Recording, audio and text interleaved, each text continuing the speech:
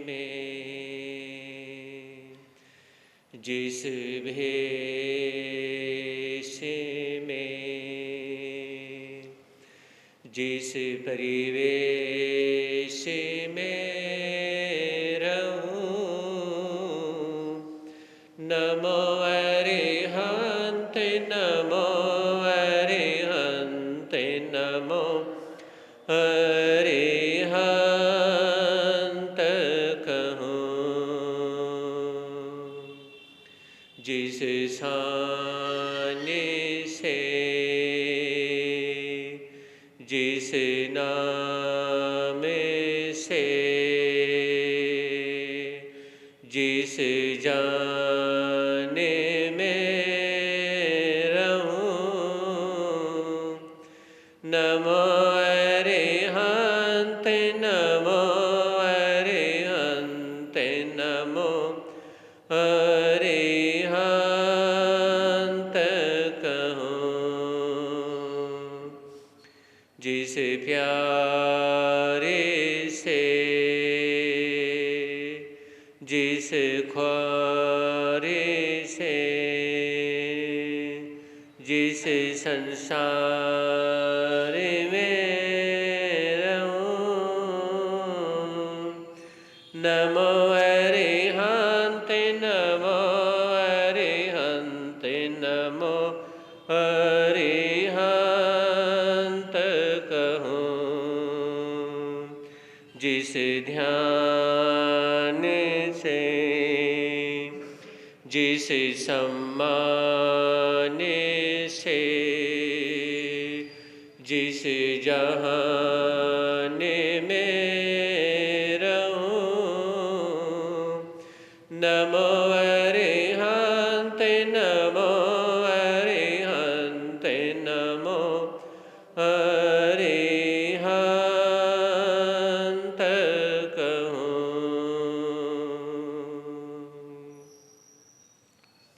है समय नदी की धार के, जिसमें सब बह जाया करते हैं।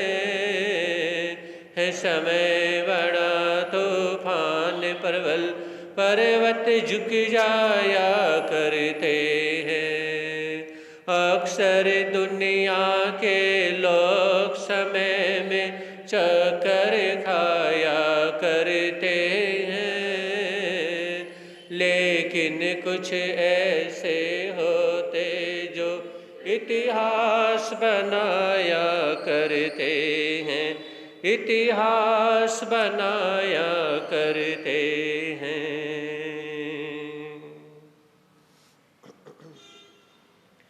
चरम तीर्थंकर शरवण भगवान महावीर स्वामी के चरणों में कोटि से वंदन अभिवंदन। पूज्य गुरुदेव के पावन चरणों में असीम आस्था के साथ कोटि से वंदन अभिवंदन।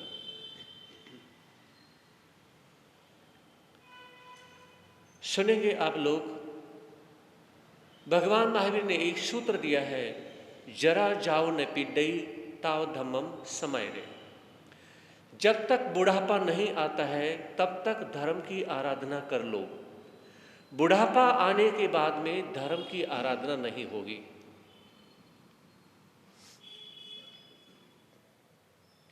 अगर जो भी यहाँ पर भाई बहन बैठे हुए हैं उनसे पूछा जाए कि बुढ़ापा कब आता है, कितनी उम्र में आता है, तो इसका जवाब देना बड़ा मुश्किल होगा। अब मेरे से पूछें तो मैं एक ही बात समझ पाया हूं कि बुढ़ापा कब आता है। बुढ़ापा जब आता है जब हम कुछ भी कर नहीं सकते हैं, हम चल फिर नहीं सकते हैं। जैसे यहाँ पर रमेश जैन फौजी बैठे हुए हैं, सुरेश जैन बैठे हुए हैं, तो इतने एक्टिव हैं हर कार्य में, जो इतने जवानों की तरह जो भागा दौड़ ये करते हैं। मैं कैसे कह दूं कि ये बूढ़े हो चुके हैं। हालांकि ये दोनों श्रावक मेरे पिता की उम्र के हैं, लेकिन मैं इनको कैसे कह दूं ये बूढ़े हो चुके हैं, कैसे कह दूं। जो सवेरे से लेकर शाम तक यानी कि जवानों की तरह मेहनत करते हैं और हर तरह से अपने संतों को संभालते हैं, प्रवचन में हर चीज में यानी कि ये संभाल रहे होते हैं, भाग रहे होते हैं, हर कार्य कर रहे होते हैं, जवानों से भी आगे, जवानों की तरह नहीं कहूंगा कि जवानों की तरह मेहनत करते, मैं कहूँ कि जवानों से भी आगे मेहनत कर रहे होते हैं, हर चीज की व्यवस्था संभाल रहे हैं। और फौजी साहब तो इतने एक्टिव हैं कि दिन देखते नहीं, रात देखते नहीं, बस इतनी इनकी लगन है। मैंने इनके अंदर वो जुनून देखा है, जो जवानी का जुनून होता है, वो जुनून देखा है कि किस प्रकार से जुनून में के यानी कि युवाओं की टोली पकड़ के चलते हैं, बुजुर्गों की टोली नहीं लग रखते। इनको कभी भी देख लेना, बुजुर्गों के बीच में नहीं मिलेंगे, जवानों के बीच में मिलेंगे। और जो बुजुर्ग जवानों के बीच में मिलता है, इसका मतलब समझते हो? इसका मतलब ये है, तुम मेरे जैसी समझ रखो। इसका मतलब क्या है? तुम मेरे जैसी समझ रखो और मैं तुम्हारे जैसी जवानी रखूंगा, और चलिए कोई दिक्कत नहीं।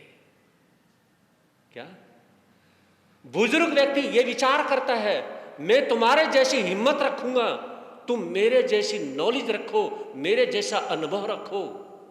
जैसे कहते हैं ना, जहां न पहुंचे कवि, जहां न पहुंचे रवि, वहां पहुंचे कवि, जहां न पहुंचे कवि, वहां पहुंचे अनुभवी।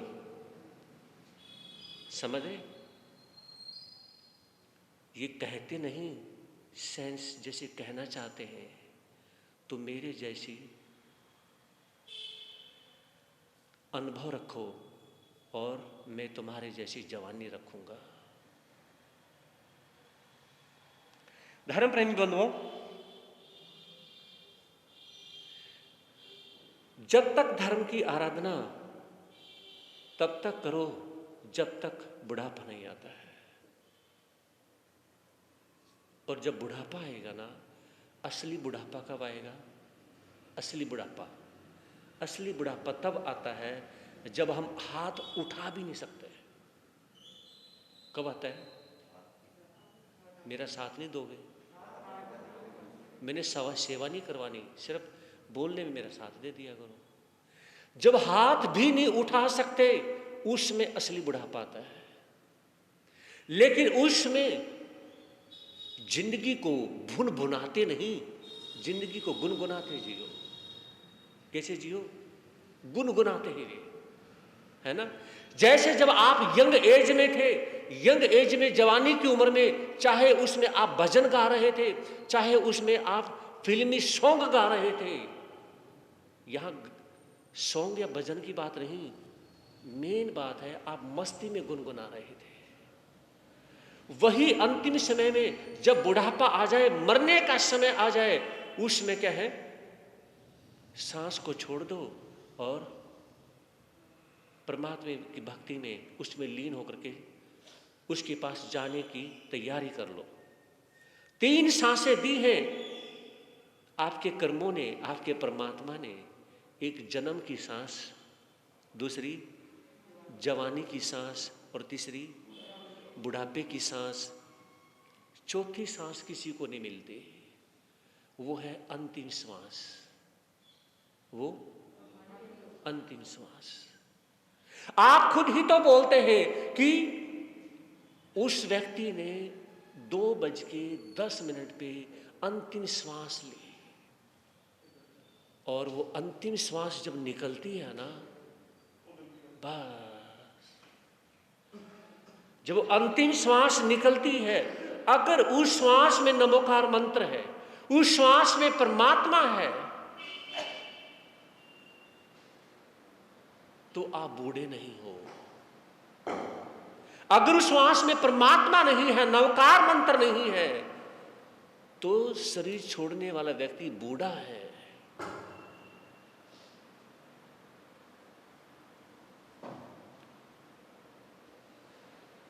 तो ये विचार करना है, जिंदगी में कभी मोहासक्त मत बनिए, मोह की आसक्ति जिंदगी में मत करिए, और ये विचार करिए,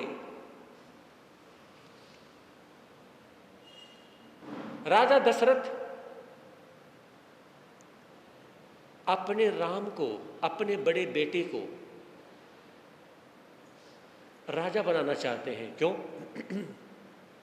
वो जवान हो चुके हैं इसलिए नहीं। तो विचार करिए,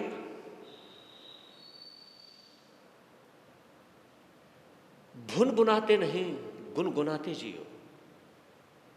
गुनगुनाने की जरूरत है। राजा दशरथ ने राम के बारे में ये विचार क्यों किया कि इसको राजा बनाना चाहिए? क्यों विचार किया? जब वो श्रृंगार कर रहे थे और श्रृंगार करते करते जब उन्होंने अपने सिर पे देखा, सिर पे सफ़ेद बाल देखे, मन में विचार किया कि अब तो राम को राजा बना देना चाहिए, अब राम को राजा बना देना चाहिए। और उसमें जब राम को राजा बनाने की वो कोशिश करते हैं और कहते हैं कि राम को राजा बनाना है, तो उन्होंने कहा कि मैं राम को राजा इसलिए बनाना चाहता हूँ, आज मुझे एहसास हुआ कि मेरे बुढ़ापे की शुरुआत हो गई है, राम की जवानी की शुरुआत हो गई और मेरे बुढ़ापे की शुरुआत हो गई है। और अभी एक सप्ताह पहले मैंने आपको एक बात कही थी कि रोहतक में 104 साल की एक बुढ़िया माता, जब भी मैं उसके घर पे जाता वो जवें तोड़ते मिलती। समझ रहे? वो क्या करते मिलती? जवें तोड़ते मिलती। 104 साल की उम्र में भी सिर्फ इसलिए। हर जगह मैंने उनके बारे में बहुत सारी नॉलेज ली। उन्होंने हर जगह अपने को इंडिपेंडेंट बनाया, हर जगह इंडिपेंडेंट बनाया। और यही मेरे कहने की बात है, जहां भी जाते हैं इंडिपेंडेंट होकर रहो। अगर आप इंडिपेंडेंट जिंदगी आपकी कहीं भी नहीं है, कहीं तो इंडिपेंडेंट बनाओ। समझे नहीं? जब हम यहाँ पे आए थे उसमें हमारे ऊपर भी पंखा चल जाता तो भी, नहीं चल जाता तो भी, है ना? सिर्फ यही बात है कि कहीं तो इंडिपेंडेंट जिंदगी जियो। अगर आप कहीं भी इंडिपेंडेंट जिंदगी नहीं जी सकते हैं तो क्या होगा? विचार करिए।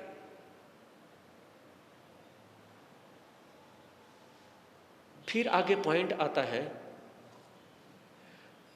हर किसी के मरने के बाद में घर की दीवार पर फोटो लगे कोई जरूरी नहीं।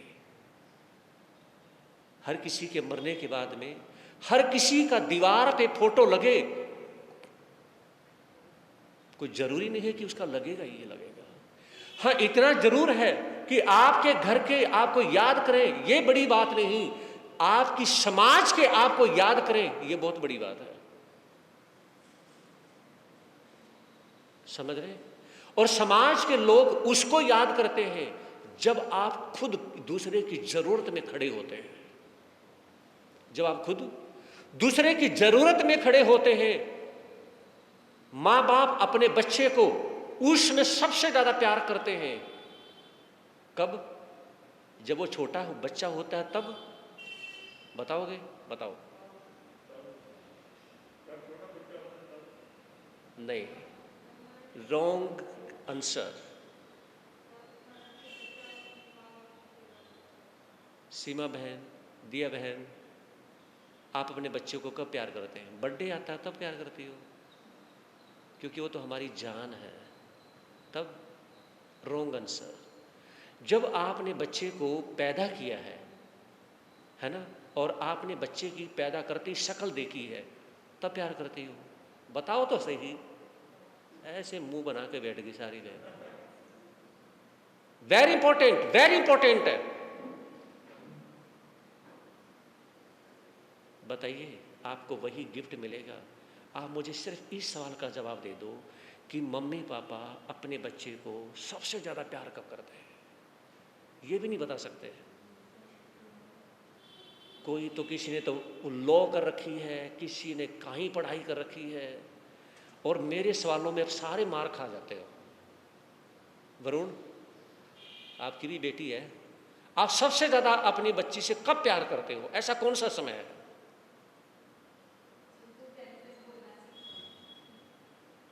सबके आंसर रॉन्ग। क्या करूं मैं, क्या करूं मैं? सबके आंसर रॉन्ग।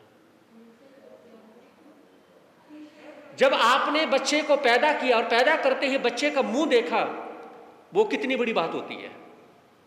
बच्चे का जन्म मनाना मां के लिए इतनी बड़ी बात नहीं जितनी बड़ी बात मां महफूज है और बच्चा भी महफूज है।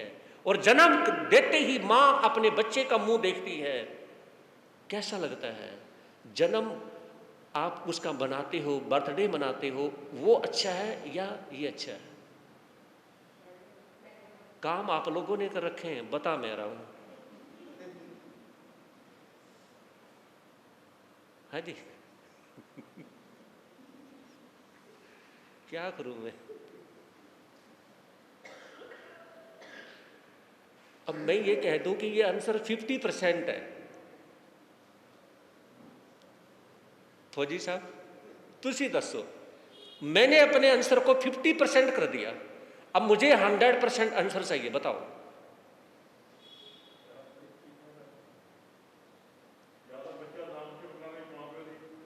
फौजी साहब कह रहे कि सानू की पता होगा आगे।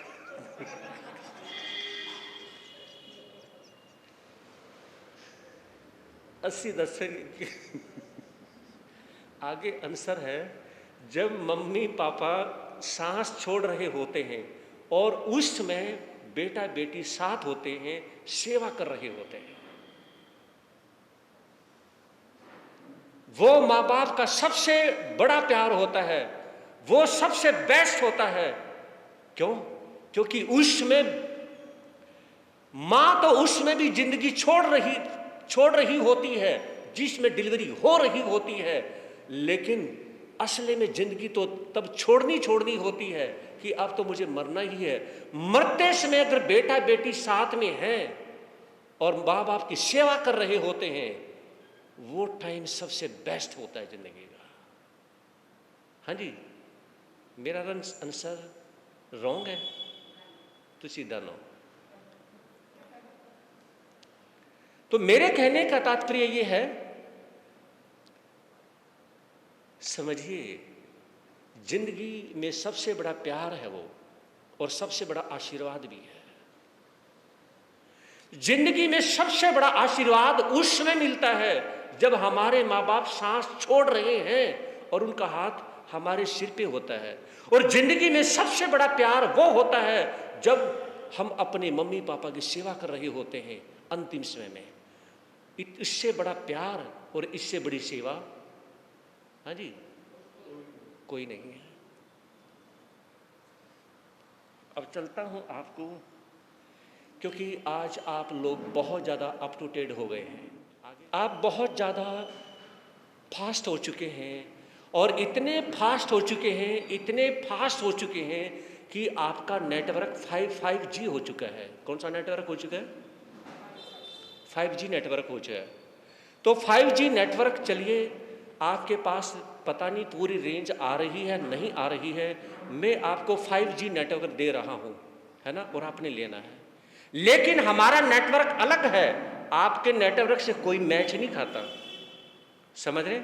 5G नेटवर्क लीजिए, एक्सेप्ट करिए, सभी एक्सेप्ट करें, अंजलि बनाइए और सभी 5G नेटवर्क एक्सेप्ट करें।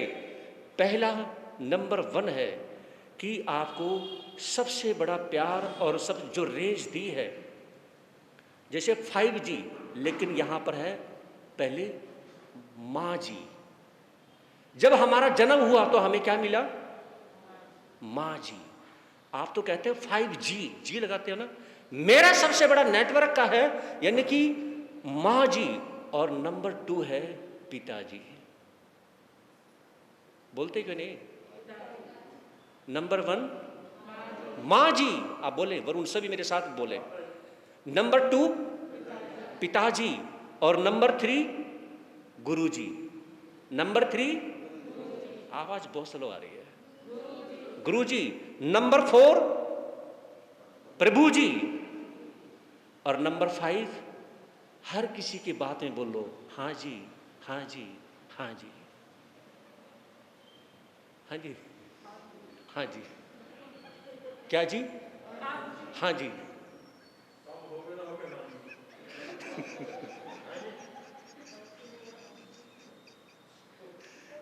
फौजी साहब ने कमाल कर दिया। वो करे कि आज हर बात पे ना जी। आज तो साड़ी भी हंसी नहीं रुक रही।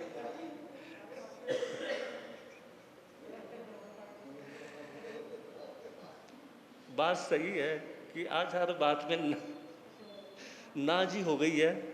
तो ये आपका 5G नेटवर्क है ना। और एक बात कहना चाहूँगा, ये हो सकता है कि किसी को जन्म मतलब जन्म होने के बाद में किसी को माँ जी ना मिले, जन्म होने के बाद में किसी को पिताजी ना मिले, है ना। जन्म होने के बाद में उसके बाद में किसी को गुरुजी ना मिले और किसी को प्रभु जी ना मिले। लेकिन याद रखना, अगर आपकी जिंदगी में ये चारों माँ जी, पिताजी, गुरु जी और प्रभु जी नहीं है, और आपकी जिंदगी में हर जगह हाँ जी, हाँ जी, हाँ जी, अगर आपकी जिंदगी में हर जगह हाँ जी है, तो आपके लिए पहली चारों चीजें मिल जाएंगी। कैसे? चलिए फिर एग्जाम्पल को एक्सेप्ट करें। लेके चलता हूं आपको महाभारत में, उसमें जिसमें कर्ण छोटा सा बच्चा, और उसमें उनकी मां ने, किसने? कुंती ने उनको एक पेटी में बहा दिया। जन्म नहीं दिया। जैसे वो सूर्य पुत्र था, उसको मिलने के बाद में उस मां ने पेटी में बहा दिया। अब वो बच्चा कहां जाएगा नहीं पता, कौन उठाएगा नहीं पता, उसको जिंदगी कौन देगा नहीं पता, उसकी परवरिश कौन करेगा नहीं पता। वो बच्चा जब जाता है, किसी भील के द्वारा जब उसे निकाल लिया जाता है, और उसकी परवरिश देखिए, वो बच्चा जंगलों में खेलता है, जंगलों में बड़ा होता है। उसे नहीं पता तेरी मां कौन है, उसे नहीं पता तेरे पिता कौन है, उसे नहीं पता तेरा गुरु तेरा कौन है, कुछ भी नहीं है। बस ये पक्षी, ये जानवर मेरे हैं और इन पक्षियों का मैं हूं। ऐसे लगता है पता नहीं मेरा जन्म कहां से हुआ, मेरा जन्म जंगल में हुआ है, और वो कितना बड़ा योद्धा बनता है। बोलते क्यों नहीं? अगर आपके पहले 4 नेटवर्क खत्म हो गए, पहला नेटवर्क मां का खत्म हुआ, दूसरा नेटवर्क पिता का खत्म हुआ, और तीसरा नेटवर्क गुरु का खत्म हुआ, लेकिन कर्ण ने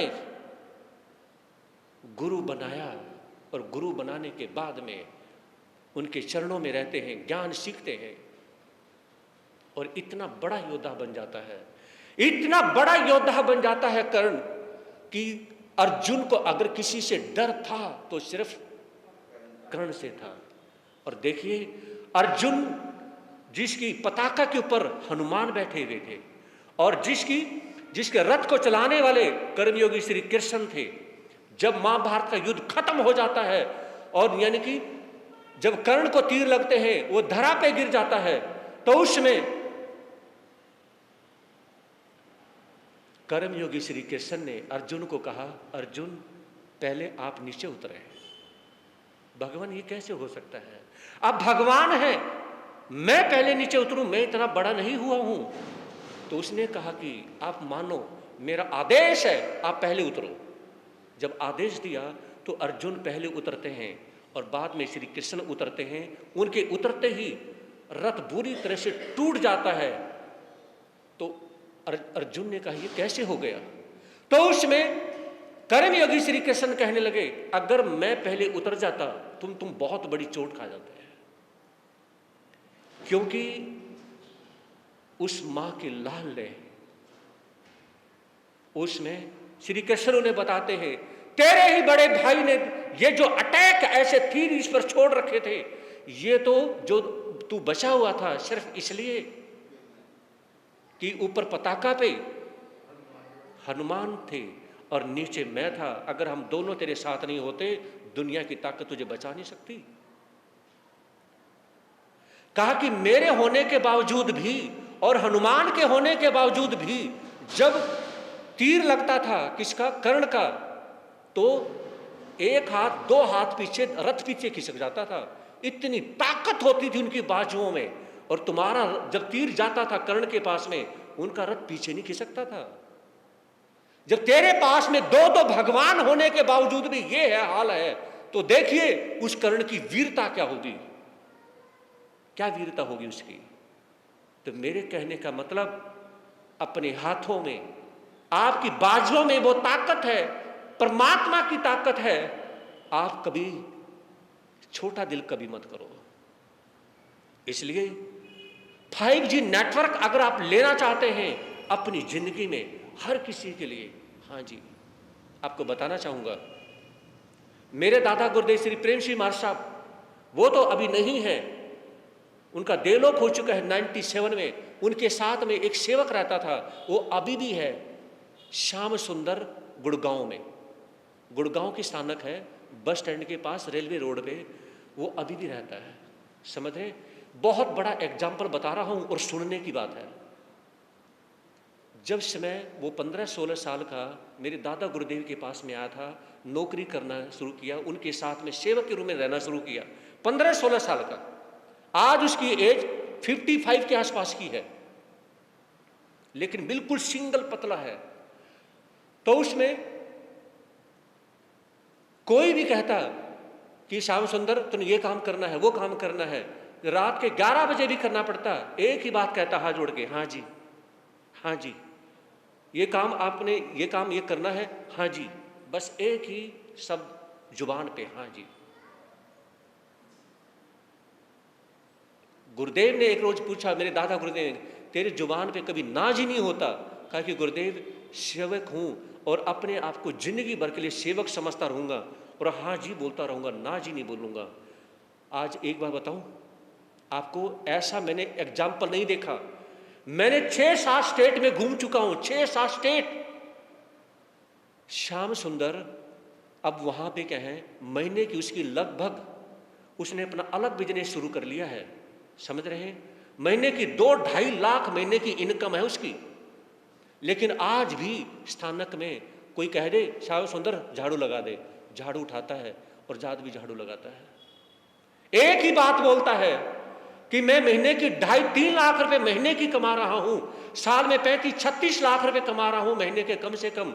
लेकिन इस धर्म स्थान की वजह से, इस स्थानक की वजह से और इन संतों की वजह से आज इतना बड़ा आदमी बना हूं। इसलिए संतों के आगे और धर्म स्थान के आगे हमेशा सिर झुकाऊंगा। हाँ जी, बोलते क्यों नहीं? हमेशा सिर झुकाता रहूंगा जब तक मैं जीऊंगा। मैं अपने बच्चों के बारे में नहीं बोलता, मैं जीऊंगा, मेरा सिर हमेशा झुकता रहेगा। और जब तक हाथ पैर चलते रहेंगे, धर्म स्थान में झाड़ू लगाता रहूंगा। धर्म स्थान में आज 2.5-3 लाख रुपए महीने के कमाता है वो। पूरे यानी कि हरियाणा के अंदर जो जूस निकालने वाली गन्ने की मशीनें हैं, वो अकेला बंदा सप्लाई करता है। कम से कम 3 लाख, उससे भी ज्यादा ही होगा। ये तो मैं 8-10 साल पहले की बात बता रहा हूं, हो सकता है वो बहुत ज्यादा कमा रहा हो। इतनी मोटी इनकम है उस बंदे की, समझे नहीं? और समाज का प्रधान, कैशियर, महामंत्री, पूरी सकल समाज अगर मीटिंग करते हैं, श्याम सुंदर को साथ में बिठाते हैं कि आप बैठिए, हम आपके बिना मीटिंग नहीं करते हैं। बताइए, उस इंसान का ईमान देखिए, उसकी इज्जत देखिए, रिस्पेक्ट देखिए। और आज भी जब उसे बोलते हैं कि आप मीटिंग में बैठिए, आंखों में आंसू आ जाते हैं। कहते हैं कि आज मेरे दादा गुरुदेव ने, वो कहते हैं कि मैं अपना गुरु प्रेम सिंह जी महाराज साहब को अपना गुरु मानता हूं। उन्होंने मुझे सड़क से उठा करके मुझे सेवक बनाया था। जब मैं खाली हाथ था, कुछ भी नहीं था मेरे पास, सड़क से उठा करके कहा था कि बेटा, तेरा गुरु तेरे साथ है और बेटे की तरह पालन करूंगा, मेरे साथ में रहे, तुझे बेटे की तरह पालूंगा, सेवक कभी नहीं समझूंगा। आज मैं उसके लिए हूं। अगर प्रेम सिंह महाराज साहब के नाम पे कोई फंक्शन हो रहा हो, हमारे टोले का कोई भी संत अगर फंक्शन करे, वो कहते कि श्याम सुंदर 51,000 रुपये देने हैं, तहत गुरुदेव। कभी जुबान पे ना नहीं, हाँ जी, बस हाँ जी, हाँ जी। समझ रहे मेरी बात को? जिस इंसान ने बड़ा दिल किया, पहले सेवा करने में बड़ा दिल किया, फिर यानी कि समाज की सेवा करने में बड़ा किया, आज महीने में इतनी इनकम है, तो उसमें भी क्या है, आज उसे कह दे, 15 साल का लड़का बोल दे कि श्याम सुंदर वहां पे झाड़ू लगा दे, तो झाड़ू उठाना शुरू कर देता है। वो डेली स्थानक में सवेरे से शाम तक रहता है। काम करने वाले तो और भी सेवक हैं, लेकिन अगर मुझे सेवा करनी पड़ी तो मैं कर दूंगा, लेकिन स्थानक में नहीं, खाता अपने घर पे है। समझ रहे हैं? जब भी खाना खाना होता है, सेवा करेगा सारा दिन, खाना खाएगा अपने घर पे। समझे नहीं? ऐसे ऐसे एग्जाम्पल हैं। याद रखें, ये शरीर, ये चमड़ी किसी काम की नहीं। अगर सेवा नहीं तो ये चमड़ी किसी काम की नहीं। तो मेरे कहने का मतलब है, जिस इंसान ने बचपन से हाँ जी करनी सीख ली, उसे बताइए उसको ना जी कहने वाले बहुत कम मिलेंगे। अब 3 कैटेगरी है। स्वस्थ बुढ़ापा, ध्यान से सुनिए, स्वस्थ बुढ़ापा, सक्रिय बुढ़ापा, और उसके बाद में सुरक्षित बुढ़ापा। हाँ जी, कहां खो गए? कौन सा? स्वस्थ बुढ़ापा और सक्रिय बुढ़ापा, और फिर उसके बाद सुरक्षित बुढ़ापा। स्वस्थ बुढ़ापे से मतलब कि आप क्या रहे? हमेशा स्वस्थ रहे। आपको स्वस्थ रखना है अपने आप को। शरीर स्वस्थ रहेगा कैसे? मन चंगा तो कठौती में गंगा। अगर आप चंगे हैं तो शरीर भी स्वस्थ रहेगा। लोग ज्यादा से ज्यादा दिमाग से बीमार होते हैं, इसलिए वो शरीर से भी बीमार हो जाते हैं। आपका बेटा बहू कैसे है, मत विचार करिए, ये विचार करिए जब आप बच्चे थे, है ना, और उसमें आपके मम्मी पापा जो हैं वो उसमें आपके दादा दादी के क्या हैं, बेटा और बहू के समान थे, उसमें उन्होंने भी जिंदगी जी है। हाँ जी, बोलते क्यों नहीं? आपका बेटा बहू जैसे भी है, एक ही बात बोलो, जैसे मेरे घर की मेरी बहू है ऐसी तो किसी की हो ही नहीं सकती, वो इतनी अच्छी है, बहुत अच्छी है। जहां भी खड़े हो वहां पर बेटे और बहू की तारीफ करना शुरू कर दो। जहां भी खड़े हो वहां पर हर जगह अपने बेटे और बहू की क्या करनी शुरू कर दो, तारीफ करना शुरू कर दो। वो सोचेंगी जब भी देखती हूं यही कहने की मेरी तारीफ करते हैं, है ना। तो उसमें अगर बहू आपके हिसाब से अच्छी नहीं है ना, तो वो अच्छी बनना शुरू कर देगी। क्या करेगी? मैं तो इसको गाली देती हूँ, मैं तो इसकी बुराई करती हूँ, और फिर भी क्या है, ये कहती है कि ये तो बहुत अच्छी है, मेरी बहू बहुत अच्छी है। तो अच्छी नहीं होगी भी तो भी अच्छी बनने की कोशिश करेगी। हाँ जी, समझ आ रही है बात? जो बुजुर्ग माता है वो हाथ खड़ा करे, किस किस की समझ में आया? बस ये आगे तो तुम्हारी समझ में, पीछे बैठी, और इधर बिन्नी की माता ने इतना कर लिया, कान से नीचे कर रखा है।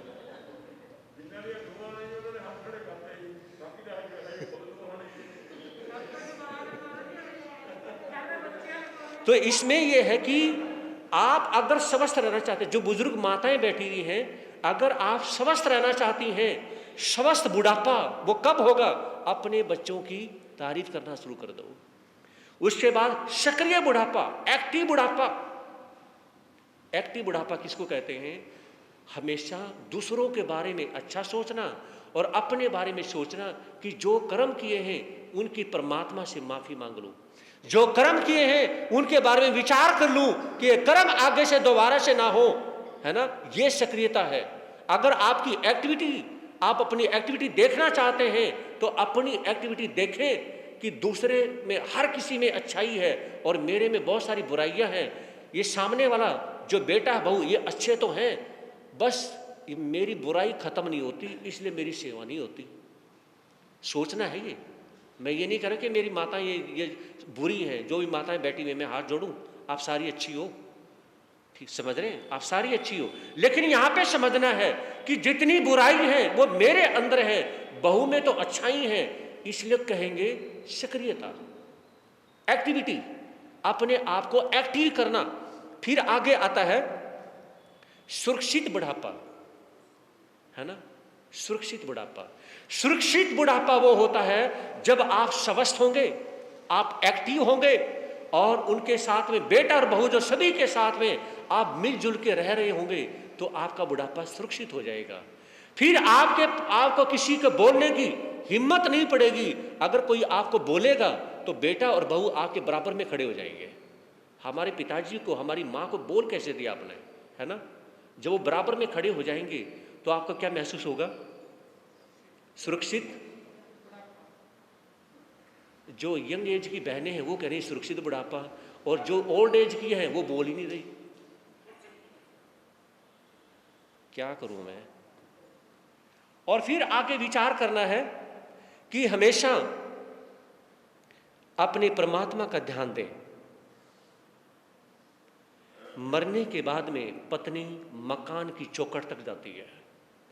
मरने के बाद पत्नी मकान की चौखट तक जाती है, समाज शमशान तक जाती है, बेटा सिर्फ अग्नि दान मुखाग्नि तक जाता है, और आपने जो अच्छे कर्म किए हैं वो आपके भगवान तक, वो आपके अगले जन्म तक जाते हैं। अब चलिए मैं आप लोगों को थोड़ी सी मेडिसिन दे दूं, ताकि जब भी आप बीमार पड़ें आप मेडिसिन खा लो। किसको? जो बुजुर्ग हैं। जब भी आप बीमार पड़ें आप मेडिसिन खा लो, और सभी के सभी मेरी मेडिसिन लेके जाना। मैं पत्ते में मेडिसिन नहीं दूंगा, है ना जी? किस में दूंगा?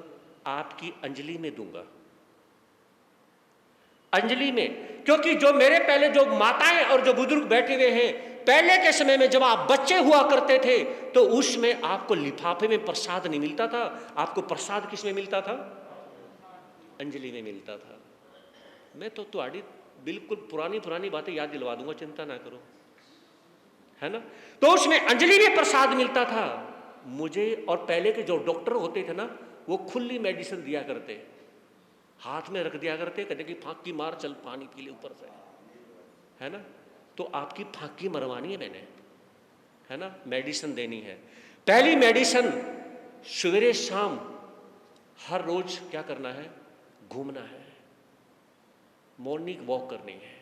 ये सभी मेडिसिन, जितने भी माताएं हैं, ये मेडिसिन आपने लेनी है। और दूसरी मेरी मेडिसिन है कि परिवार के साथ बैठ करके भोजन करो। जब तक बेटे बहू नहीं आते हैं, बेटे और बहू के साथ बैठ के भोजन करो। और जब पास में जो बेटे हैं ना, और कोशिश करो अपनी बहू के पास बैठ जाओ खाना खाते समय, और देख करके अपने हाथ से खिलाओ। अरे तो मेरी बहू थोड़ी, मेरी तो बेटी है। फिर कहो बेटी थोड़ी है, तू तो मेरी फ्रेंड है। तू मेरी फ्रेंड थोड़ी है, तू तो मेरी बहन है। तू बहन थोड़ी है, तू तो मेरी बेटी है। तू बेटी थोड़ी है, तू तो मेरी बहू है। इस प्रकार से यानी कि उसे है खिलाते जाएं। हाँ जी, क्या करें? ऐसे खिलाते जाएं। और परिवार के साथ बैठ के जब भोजन करोगे, ये मेरी दूसरी मेडिसिन है। अपने हाथ से बेटे और बहू को खिलाओ। क्यों खिलाना है बेटे बहू को? क्योंकि अभी आपके हाथ पैर चलते हैं। अभी यानी कि जब सारे रिश्तेदारों को, सबको पता चल जाएगा, मोहल्ले में पता चल जाएगा कि फलानी सास अपनी बहू को अपने हाथ से खिलाती है। जब आपके हाथ पैर नहीं चलेंगे ना, अगर वो नहीं भी चाहेंगी, कौन? आपकी बहू, उनको आप उठा के आपके मुंह में रोटी डालनी पड़ेगी। माँ जी, आप क्या बोलोगी? माँ जी। और वो क्या बोलेंगी? हाँ जी। आप बोलोगी माँ जी, वो कहेगी हाँ जी, और फिर मेरा 5G नेटवर्क पूरा हो जाएगा। अब मुझे ये नहीं समझ आ रहा कि आप हंस रहे हो बात नहीं मानने के लिए या मानने के लिए। तो मेरा मतलब है कि, और तीसरी मेरी दवाई है, मेडिसिन है, गहरी नींद में सोना। जब आप दिन में यानी कि बेटे और बहू से साथ में बैठेंगे, हंसेंगे, है ना, तो उसमें आपको रात में गहरी नींद आएगी, है ना? गहरी नींद क्यों नहीं आती? बेटे बहुओं की वजह से नहीं आती, है ना? क्योंकि दिन में यानी कि बेटी के पास फोन करेंगे, आज है ना बहू ने खाना तो बनाया, पता है जानबूझ के बर्गर बना दिया, जानबूझ करके उसने क्या है तली हुई सब्जी बना दी, जानबूझ करके फास्ट फूड बना दिया। और पता है आज बेटे का जन्मदिन था, अपने बेटे के जन्मदिन पे केक मंगवा लिया, जब उसे पता है कि मेरा कोलेस्ट्रॉल बढ़ा हुआ है। समझे नहीं? तो उसमें क्या है कि वो फोन करेगी और अपनी बेटी के पास फोन करेगी, फिर वो चिल्लाएगी कि जानबूझ के केक इसलिए मंगवाया क्योंकि मेरा कोलेस्ट्रॉल बढ़ा हुआ है, मैं खा नहीं सकती। और बहू जानबूझ के पूछ रही है, माँ जी ये तो बिल्कुल नरम है, खा लो। है ना। अब वो हाँ जी भी नहीं करी, क्यों? क्योंकि उसका कोलेस्ट्रॉल बढ़ेगा। तो चौथी बात है, अपने परिवार के साथ, अपनी बहू के साथ में हंसो हंसाओ, है ना, हंसो हंसाओ। जिस प्रकार से माँ और बेटी इकट्ठी बैठ करके क्या है, हंसती भी हैं, और जरा सी कोई बात हो वो लड़ भी लेती हैं, हंस भी लेती हैं, 2 मिनट में फिर हंसना शुरू कर देती हैं। आप सास और बहू इकट्ठी बैठ करके, है ना, और ससुर भी, सभी इकट्ठे बैठ करके ऐसे हंसो, यही ना पता चले बहू कौन है और बेटी, बोलते क्यों नहीं, बहू कौन है और बेटी कौन है, यही ना पता चले। इस प्रकार से बैठ करके हंसो, यही ना पता चले जमाई कौन है और बेटा, यही ना पता चले। अगर आपको ये पता चल गया ये बेटी है और ये बहू है, ये जमाई है और ये बेटा, ये पता चल गया, फिर प्यार कोनी, प्यार कोनी। ये सच्ची बात कह रहा हूं मैं, प्यार नहीं है। देखने वाले को पता नहीं लगना चाहिए, बाहर से कोई व्यक्ति आता है उसे पता नहीं लगना चाहिए इनमें से दामाद कौन है। इस तरह प्रकार से घुल मिल के रहो।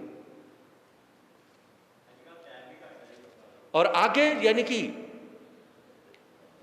अगली मेरी 5वीं मेडिसिन है, 5वीं मेडिसिन वो ये है कि आप जैसे मर्जी हो अपनों के लिए टाइम निकालो। समझ रहे हैं? अपनों के लिए टाइम निकालें। जब सारा दिन, एक बार क्या हुआ, हमेशा ही सास बहू की बिल्कुल ठनती थी बढ़िया वाली, है ना, वो चकला बेलन तो उठाती नहीं थी और वैसे कसर कुछ रहती नहीं थी। एक बार हस्बैंड ने कहा कि आज मेरे फ्रेंड्स घर पे आएंगे, है ना, और बर्गर पिज्जा सब कुछ सारी चीज़ें बना देना। बर्गर पिज्जा सब कुछ बना लिए और सवेरे से लेके शाम तक बहू लगी रही, है ना, लगी रही। शाम के 5 बज गए, 6 बज गए, 8 बज गए, सारा दिन गैस में यानी कि वो लगी रही। और आज उसने पानी भी नहीं पिया। हर रोज सास अपनी बहू से लड़ती थी, है ना।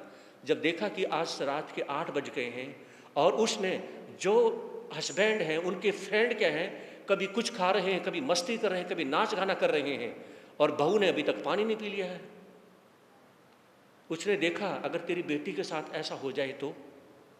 सास को इतना गुस्सा आता है, इतना गुस्सा आता है, और वो डंडा उठा करके अपने बेटे और उनके फ्रेंड के पीछे भागती है, यहां से गेट आउट, ये घर मेरा है और मेरी बहू का है, कोई जरूरत नहीं यहां पर पटकने की। तो बेटा कहने लगा क्या हो गया, आपको पता है, आपको सिर्फ फ्रेंड दिखाई देते हैं, आपको यह नहीं पता कि आपकी पत्नी ने सवेरे से लेकर अब तक पानी नहीं पिया। जब ये कहा ना, सास जब अपनी बहू के लिए बेटे से लड़ पड़ी, अपनी बहू के लिए उसके दोस्तों से लड़ पड़ी, तो बहू इतनी जोर से रोती है, इतनी जोर से रोती है और आकर के अपनी सास के पैर पकड़ लेती है। मां, आज आपके प्यार से मेरा ऐसा पेट भर गया है, अगर मैं 3 दिन तक खाना ना खाऊं ना तो मैं काम कर सकती हूं। मुझे आज पहली बार मां का प्यार मिला है। अब मुझे जिंदगी भर सास नहीं, मुझे मां चाहिए। ऐसा प्यार जो आपने दिया है, यह प्यार मेरी मां ने भी नहीं दिया है। तो उसमें जब बहू रोती है तो सास कहने लगी, आज से मैं तेरी और तू मेरी। हाँ जी, जब ये कहा, बेटी जब तक मैं जीऊंगी हर जगह जहां दुख होगा वहां तेरी सास खड़ी होगी और जहां सुख होगा वहां पर तू खड़ी होगी, तू मेरे पीछे रहेगी और मैं तेरे आगे। जब भी कहीं मौका मिलता है, घर में जमाई आते हैं, बेटियां आती हैं, एक यानी कि घर में जो बहू सारा दिन लगी रहती है, काम वाली की तरह लगी रहती है, और सास अपनी बेटी को यह भी ना कहे तो यहां पर काम बढ़ाने आई है, काम करने आई है। जब वहां पे कर सकती है, ठीक है, तू सार ज्यादा काम ना कर, थोड़ा बहुत तो काम अपनी यानी कि उनके साथ प्रजा के साथ करवा सकती है ना, या नहीं करवा सकती। अगर सास ने एक बार भी ऐसा बोल दिया तो बहू सारा दिन काम करती रहेगी, वो सोचेगी नहीं अपने बारे में। हाँ जी, सोचेगी नहीं अपने बारे में। आप यानी कि प्यार जीतना तो सीखो। जब आपको प्यार ही नहीं करना आता कि बहू से कैसे करना है, उसमें अगर आपने बेटी को एक बार ये बोल दिया, जो यहां पर बुजुर्ग बैठे हुए हैं, आपने अगर अपनी बेटी को ये बोल दिया, बेटी उठ के थोड़ा काम नहीं कर सकती? आपकी एग्जाम्पल, 2 बेटियां आई हुई हैं, उनके बच्चे भी हैं, सारा दिन कभी दूध कभी चाय कभी कुछ, वह यानी कि बहू लगी हुई है। क्या आप थोड़ी बहुत आपकी बेटियां काम नहीं कर सकती? और कई घर तो ऐसे हैं, मैं बताना चाहूंगा, मैं नाम नहीं लेता हूं, कई घर तो ऐसे हैं, वो घर में जो बेटियां आती है ना, तो बस बहू तो ये सोचती है भगवान ये एक दिन क्या होता है, कुरुक्षेत्र का मैदान बन जाता है। समझे नहीं? एक दिन कुरुक्षेत्र का मैदान बन जाता है, क्योंकि सास ने समझना नहीं, सास को तो बेटियां दिखाई देती हैं और बेटियां ये सोचती हैं कि मायके में जाके खूब मजे करेंगी, और वो जानबूझ के क्या है, कभी कहेंगी अपनी भाभी को, भाभी आप ना बर्गर बहुत बढ़िया बनाती हो, कभी ये बढ़िया बनाती हो, खाती भी रहेंगी और सारा दिन उसको पागल की तरह, काम वाले की तरह लगाती रहेंगी, है ना? तो मेरे कहने का मतलब है अपना डिसिप्लिन बनाइए। अगर डिसिप्लिन आपके पास नहीं तो आप फैमिली को तोड़ने वाले सबसे पहले बंदे आप हो। आपकी वजह से फैमिली टूट रही है, आप ही हैं जो फैमिली को तोड़ रहे हैं, आप ही हैं जिसने फैमिली का बैलेंस खराब कर रखा है। आप नहीं सुधरेंगे तो बहू कैसे सुधरेगी? बहू को बिगाड़ने का ठेका कहीं आपने ले तो नहीं रखा? बोलते क्यों नहीं? और मैं आपको बताना चाहूंगा, मैंने एक ऐसा एग्जाम्पल देखा है, पहली बार ऐसे देखा है, वैसे मैंने बहुत बार, लेकिन फौजी साहब इनकी पत्नी का नाम शिमला है, और ये कल परसों करे कि महाराज जी शिमला शिमला बोल रहे। मैंने सोचा कि ये शिमला शिमला जा रहे होंगे, तो वो भी हंसने लगे, मैं भी हंसने लगा। मैं झूठ नहीं बोल रहा हूं, मैं कि शिमला कब जा रहे हो? महाराज जी शिमला मेरी पत्नी का नाम है। ये कल परसों की बात है, मैं पुरानी बात नहीं कर, कल ही परसों की है। ओके महाराज जी शिमला तो मेरी पत्नी का नाम है। मैंने कहा मीठा में दुकड़, मुझे नहीं पता कि पत्नी का नाम ही शिमला है। तो मैं घर पे जब भी जाता हूँ वो माता ने एक यानी कि चौकी सी बना रखी है और वो खाना बनाती मिलती है। समझे नहीं? मेरे कहने का मतलब है वो अपनी बहू से इतना प्यार करती है, और शीटू की वाइफ अपनी सास से बहुत प्यार करती है। दोनों मिलकर के यानी कि खाना तो जो बना रही होती है, लेकिन माता शिमला कहती है कि नहीं मैं भी साथ मिलकर बनवाऊंगी, मैं खड़ी नहीं हो सकती, बैठ नहीं सकती, मैं चौकी बैठ करके बनवाऊंगी, लेकिन करूंगी जरूर। समझे नहीं? वो एक ही विचार करती है, मेरी बहू अकेली दुखी ना हो जाए, और बहू ये सोचती है कि मेरी अकेली मां दुखी ना हो जाए। जब दोनों ही इस तरह से विचार करेंगी, बहू अपनी सास को बुलाती है रसोई में, और सास बहू को बुलाती है, और दोनों यानी कि इकट्ठे बनकर यानी कि खड़े होकर खाना बनाते हैं। बताइए प्यार कैसे नहीं होगा उन दोनों में? समझे नहीं मेरी बात को? जो आंखों देखी बात वो मैं बता रहा हूं। फिर आगे मैं कहना चाहूंगा, हम वो आखिरी नस्ल है जिन्होंने अपने मां बाप की ऊंची नीची सारी बातों को स्वीकार किया है। हाँ जी, जो ये मैच्योर एज के बैठे हुए हैं, आप भी और हम सभी आखिरी नस्ल है अपने माँ बाप की, जो हमने अपने माँ बाप की ऊंची नीची सारी बात यानी कि गुस्से वाली बात, सारी जिद की बात हमने सहन करी है, और हम वो पहली नस्ल है जो अपने बच्चों की बातें स्वीकार करते हैं। बोलते क्यों नहीं? हम आखिरी नस्ल हैं जो अपने माँ बाप की बात हमने स्वीकार करी है, और हम वो पहली नस्ल हैं जो अपने बच्चों की बातें स्वीकार करते हैं। मतलब हमारे बच्चे हमारी बातें नहीं सुनते, हम बच्चों की बातें सुनते हैं। ये हम पहली नस्ल हैं, और हम आखिरी नस्ल हैं कि हमने अपने माँ बाप की बात सुनी है। अब और नस्लें ऐसी नहीं आने वाली जो अपने माँ बाप की बातें सुने, और नस्लें यानी कि ऐसी नहीं आने वाली जो पहली ही नस्ल हो जिन्होंने अपने बच्चों की बात स्वीकार करी है। आप भाग्यशाली हैं। आप क्या हैं? आप सभी भाग्यशाली हैं। लास्ट नस्ल भी आप और पहली नस्ल भी आप हैं। इससे बड़ा भाग्यशाली कौन होगा? यानी कि अच्छाई की शुरुआत आपसे है ना? और किसी की और यानी कि जो बुराई है, किसी ने बुराई देनी है तो बुराई खाने वाले आप है ना, और बुराई सहने वाले वो भी आप हैं। डांट खाने वाले आप, माँ बाप से आपने डांट खाई है वो भी आप हैं, और आप ही हैं जिसने बेटा बेटी से डांट खाई है। आप पहले और आखिरी नस्ल के लोग हैं।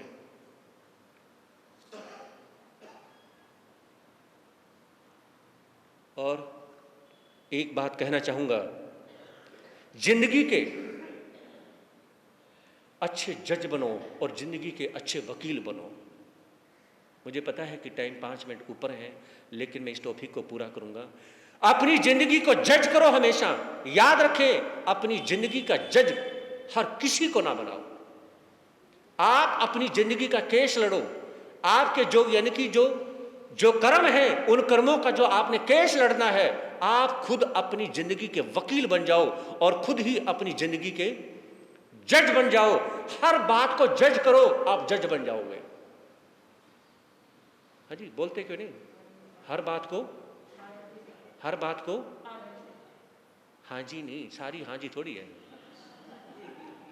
हर बात को जज करो, आप अपनी जिंदगी के जज बन जाओ, आप ही अपनी जिंदगी के वकील बन जाओ। अगर आप अपनी जिंदगी के वकील नहीं, आप अब कर्मों की अदालत में, परमात्मा की अदालत में अगर आप कर्म नहीं लड़ सकते हैं, आप वकील बने कि अपनी जिंदगी की लड़ाई आप लड़ें। आप ही जज बने कि आपने डिसीजन लेना है वो आपने लेना है, दूसरे ने नहीं। याद रखें, अगर आप वकील जिंदगी के नहीं बने, जज जिंदगी के नहीं बने, तो फिर क्या है, कुछ नहीं कर पाओगे। और जो व्यक्ति खुद जिंदगी का वकील है और जिंदगी का जज है, वो मनचाही जिंदगी जी सकता है। फिर आपको रोना नहीं पड़ेगा, मैं जो चाहता हूं वो होता ही नहीं, मैं जो चाहता हूं वो होता ही नहीं। आपको रोना नहीं पड़ेगा, बिल्कुल रोना नहीं पड़ेगा। आप जिंदगी का वकील बन के तो देखो, जिंदगी के जज बन करके देखो। तो मेरे कहने का मतलब क्या है, और मैं कहना चाहूंगा, अपनी सास को सबसे ज्यादा प्यार इसलिए करो कि आपका जो सुहाग है, आपका जो सिंदूर है, उसको जन्म देने वाली आपकी सास है, उसको जन्म देने वाली आपकी सास है। आप अपने सिंदूर को मायके से लेके नहीं आई हो। विचार करिए, आपका जो सिंदूर है आपकी सास ने दिया है। आज जो सुहागन है आप अपनी सास की वजह से हैं, तो उस सास को परमात्मा समझ के चलो कि आपके पास जो कुछ है वो किसका दिया हुआ है? सास का दिया हुआ है। घर किसका दिया हुआ है? बोलो ये जो बहनें बैठी हुई हैं, घर किसका दिया हुआ है? सास का। रुपया पैसा जमीन किसकी दी हुई है? पति किसका दिया हुआ है? सास का। सब कुछ किसका दिया हुआ है? सास का। मां ने सिर्फ, आपकी मां भगवान है और आपकी सास गुरु है। भगवान की पहचान कौन कराता है? गुरु करता है। आप बोलते हैं ना, गुरु गोविंद दोहु खुड़े किसके लागू। अगर सास खड़ी हुई है और मां खड़ी हुई है, अगर सास के पैर नहीं छुए तो फिर आपने गुरु का अपमान कर दिया। समझे नहीं? अगर सास के पहले पैर नहीं छुए तो आपने गुरु का अपमान कर दिया, आपने सास का अपमान कर दिया है। तो मैं कहना चाहूंगा, आइए और अपनी सास के पैर छुए, और सबसे हर रोज आपकी सास जैसे मर्जी है, अगर बहू सास के पैरों में हाथ लगाएगी तो एक रोज सास ये विचार करेगी, सास जैसी बनके तो देखना चाहिए, कम से कम मां तुझे बनना चाहिए। वो सास बनते बनते मां बनना सीख जाएगी। बोलते क्यों नहीं? सास बनते बनते मां बनना सीख जाएगी। कौन? जब आप हर रोज अपनी सास के पैरों में यानी कि मत्था लगाएंगी, अपनी सास के पैरों में हाथ लगाएंगी, तो क्यों नहीं आपकी सास आपकी गुरु भी है, आपकी सास आपकी मां भी है। आपकी मां जिसने जन्म दिया है वो भगवान है, लेकिन भगवान को हम देख नहीं सकते। तो भगवान को जो है आप यानी कि उसकी पहचान जो है, असली पहचान, आप अपनी माँ को जानती हैं कि आपकी माँ ने पढ़ाया है, आपकी माँ ने सब कुछ किया है, लेकिन उसकी असली पहचान आपकी सास करवाएगी। समझ रहे हैं? तो मैं इतना ही कहना चाहूँगा कि विचार करें। और एक बात मैं लास्ट में भाइयों से पूछना चाहूँगा कि आपकी पत्नी आपकी कितनी बातें मानती है? पहले सुरेश से शुरुआत करता हूँ। सुरेश, आपकी पत्नी आपकी महीने में, अभी नहीं है मुझे पता है वो अभी नहीं है, लेकिन जब थी वो आपकी कितनी बातें मानती थी? सारी बातें मानती थी? महीने में कोई ऐसी बात हुई हो जो वो नहीं मानती थी? सारी बातें मानती थी। फौजी साहब सारी बातें, दर्शन लाल जी सारी बातें मानती हैं। इसका मतलब पता है क्या हुआ? मैं आंसर दूं? इसका मतलब आपकी पत्नी गोल्ड मेडलिस्ट है। आपकी पत्नी गोल्ड मेडलिस्ट है। और याद रखें, अगर आप भी गोल्ड मेडलिस्ट बनना चाहते हैं तो अपनी पत्नी के बारे में हमेशा यही कहें कि वो हमेशा सेवा करती है और मेरी सारी बातें मानती है, कभी मेरी बात को आज तक नहीं काटा, चाहे वो रोज काटती हो। हाँ जी, चाहे वो रोज काटती हो, हमेशा एक ही बात बोलो। और हर रोज सास के पास जो जेंट्स बैठे हुए हैं, हर रोज सास के पास फोन जरूर करें। माँ जी, वो करें जी हाँ जी, आपकी बेटी ने बहुत अच्छा खाना बनाया। समझे नहीं? आपकी बेटी ने बहुत अच्छा खाना बनाया। और हर रोज तारीफ करें अपनी वाइफ की, अपनी सास के आगे तारीफ जरूर करें। फिर देखें आपकी सास कहेगी, जब भी जाओगे हाथ में 2000 का नोट, क्योंकि बंद होने जा रहे हैं ना, हो सकता है वो 5-4 लाख रुपए पकड़ा दे, बेटा वापसी मत दिए, ये रख ले अपने पास। समझे नहीं? हो सकता है 5 लाख 10 लाख 15 लाख 1-2-4 करोड़ पकड़ा दे कि अपने पास ही रख लियो, मुझे वापस नहीं लेने, क्योंकि 2000 के नोट बंद होने जा रहे हैं। समझे नहीं? जिन धर्म के प्यारे लोगों ये सुन लो, अमर गए हैं जिनको जरा याद करो। तो उसमें तारा और हरिश्चंद्र सामने हैं, लेकिन उन्होंने अभी नजरें उठा करके अपने पति और अपनी पत्नी को नहीं देखा है। क्या घटना घटती है ये आप कल ही सुन पाएंगे, क्योंकि आज मेरे 10 मिनट्स ज़्यादा हुए, सिर्फ इसलिए वो भी आप लोगों की इजाज़त ली। कैसे?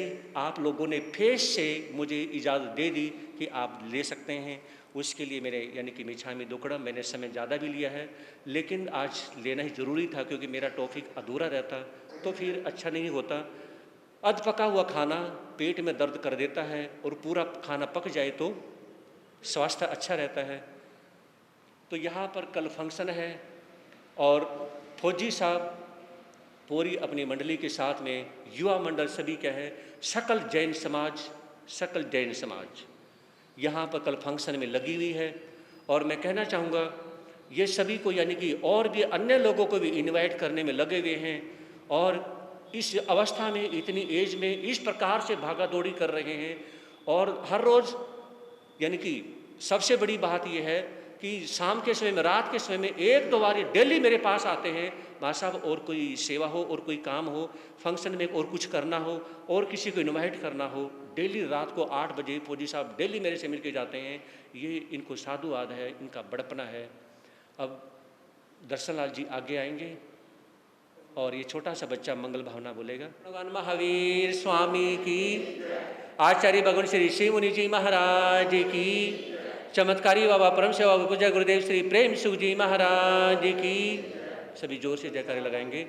उपाध्याय परम श्री रविंद्र मुनि जी महाराज की, सर्वधर्म व्याघ्र श्री रमणीक मुनि जी महाराज की, प्रज्ञा मेरी श्री पूजा गुरुदेव श्री उपेंद्र मुनि जी महाराज की।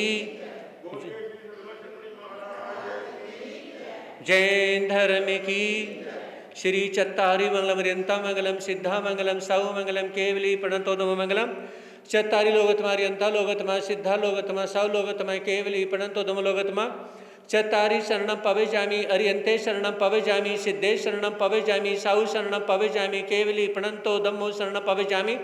अरियंतों का शरणा, सिद्धों का शरणा, साधु का शरणा, दयाधर्म का शरणा।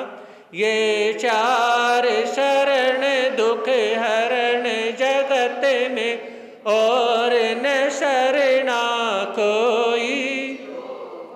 जो वह प्राणी करे आचरण, उस अजर अमर पद होगा, उसका सदा ही